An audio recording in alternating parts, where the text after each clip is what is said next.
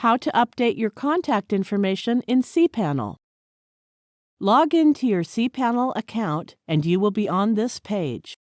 Scroll down to the Preferences section and click Contact Information. Update your existing email address if you wish to update. Make sure it is correct.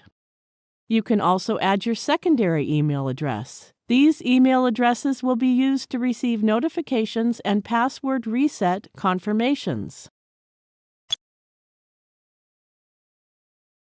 You can choose to be notified when you are approaching your disk quota, bandwidth usage limit, or SSL certificate expiry. You can also fill in your preferences about notification on auto SSL failures by checking or unchecking the option buttons. We recommend you retain the default setting. Now click the Save button. That's it. We have successfully updated the contact information in cPanel. Thank you for watching.